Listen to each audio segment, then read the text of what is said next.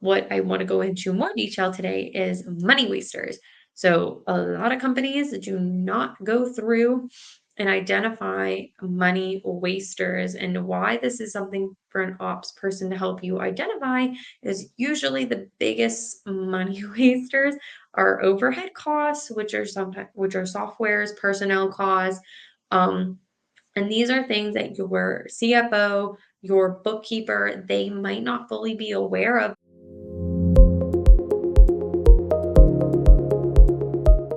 Hello, everybody. Welcome to Behind the Scenes. Today is a fun topic. I think some people might get a little uncomfortable about this one, but can you find your time and money leaks? So, this is an important exercise to run in your business. This is something I do with a lot of clients, especially my OBM clients when I first um, start working with them on a monthly basis. We do this sometimes together, or I will go through and do a deep dive through a system and a process audit, which will help me identify time and money leaks for the team slash the company in general. Because usually the two go hand in hand. Because if there's operational inefficiencies, you probably have a time leak or something that is a time waster. If you followed my channel or have watched some of the old videos I have, I talk about waste and time wasters and inefficiencies in that video. If you want to go back and watch it, there's a lot more detail about the potential time wasters. There What I want to go into more detail today is money wasters. So, a lot of companies do not go through and identify money wasters. And why this is something for an ops person to help you identify is usually the biggest money wasters are overhead costs, which are softwares, personnel costs. Um, and these are things that your CFO, your bookkeeper, they might not fully be aware of because they see it as a normal expense and they don't think to question, whether or not you need this expense, how are you using this expense? And a lot of the times when I come in as an operation from an operational standpoint is the tools that are being used are costly and they're really not as effective as they could be, or they're not as efficient as they could be. So, an example of this is in a client that I started working with recently. They are using Keep, but they're not using it to its full potential. That's $239 a month, which they make a lot of money. So, it doesn't seem like a big chunk of change to them, but then they're piecemealing it together with Calendly and a couple other tools and Kajabi, and really those tools altogether cost probably anywhere from $500 to $800. I haven't gotten the rough total yet, um, because the subscriptions have been changing. So, with that being said, that's a month. That over a year is a couple $1,000s, and it's both a money and a time leak because the tools aren't working as well as they could for the process and the funnel and the workflow that they have, where there are better tools, like Go High Level. uh, Thrivecart would be a better one than Kajabi for the workflows and the processes they have. And you need to think about, and I've talked about this before, is what integrates together, because you're going to be wasting a lot of time if you're piecemealing systems and you're piecemealing processes together to integrate, and it's going to have a lot of manual oversight, which could be avoided with a streamlined software. Now, I'm not always a proponent of a all-in-one software like Go High Level. It's not my favorite tool, but it does do the job for certain businesses.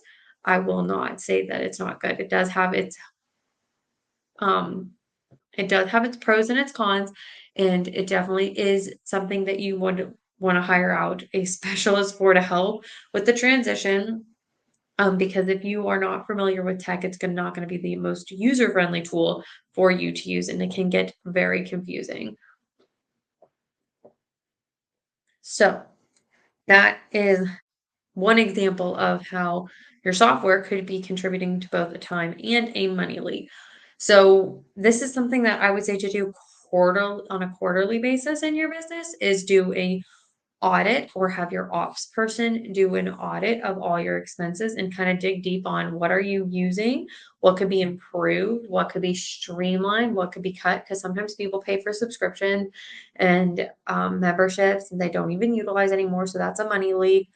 Um, and that goes hand in hand with running a lean business. If you want to have a business that is scalable, is going to survive economic downturn or, a recession, periods of inflation, things like that, where you want to be able to have a lean business and you want to know like what's the bare minimum my business needs to run on, what are the niceties that I'm paying for right now, um, what is the bare minimum I need to run my operations personnel wise, and those kinds of scenarios, especially if you're planning for business continuity.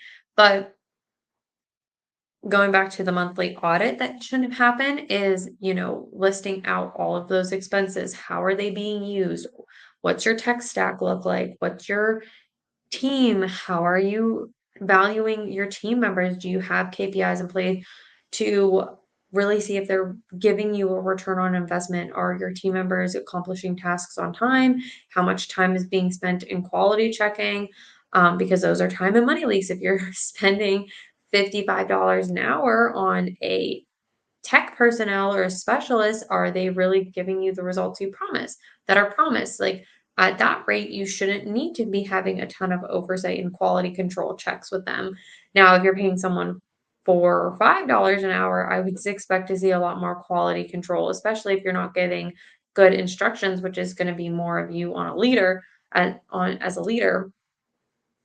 And that would be also a time leak and a money leak because you don't have a good enough SOP. So it's wasting time for you to explain those instructions over and over again. And it's money because your time has an hourly rate value, whether you charge for it or not. Your time goes into this business and you need to think about it that way of, okay, what is my hourly rate? What's my value? Um, and if I'm wasting time on X, is it worth it? So those are ways to also identify some time and money leaks. So getting an audit through of your expenses through your, P&L statement, that's a good place for you to start, especially I run through and I have a special expense category for software because I like to see that broken out. I have a special category for education and membership. So if you break out your expenses even further, you can see better details for this. And that'll help you streamline the time spent on doing this audit every month if you know what you're looking for. So good data in is going to give you good data out. You want to make sure your input's good. Um, for time leaks on a tool that I just signed up for on a quarterly basis to pay for called Time Bro, which automatically works in the background of my computer. That is something I've implemented to help automatically track. So for a long time, I was using time blocking on my Google Calendar, and that's kind of how I did my time audit. But now I can go back and see, okay, I'm spending X hours on Slack and I can dig deeper and see what channels I'm spending the most time in by client, by project, because it links to my ClickUp. But I also can see, where I'm spending chunks of my time. Is that the most productive use of my time? And it's going to help me as a service provider build better quotes and build better proposals for working with consulting clients and projects that I quote out on a project by project basis. So if you're a service provider, this is a great tool for you. And if you're not a service provider, this is a great tool to use for a time audit and time tracking of like, where are you spending your time? If you're like always saying, oh, I feel like I've done nothing, or I feel like my week has gone by and I've seen no progress. Well, you should run a 2-week time audit and this will happen in the background and you'd get some really reliable data on what are you truly spending your time on so that you can identify these time leaks. And I say 2 weeks as like a minimum because that's going to give you enough data for you to really pinpoint and see like, okay, what am I doing? If you feel like the 2 weeks that you take that audit aren't a good representation, like don't do it a week you're like off more than you normally are. Do a couple weeks that represent an actual work week for you so that you can get valuable data, good data in, good data out, and it's going to help you make driven decisions in your business instead of emotion based, which is going to get you better results. So there are categories that you can group your expenses and your time sucks into. So I would usually group them into three categories of, you know, this is getting me a return on my investment. It's getting return. It's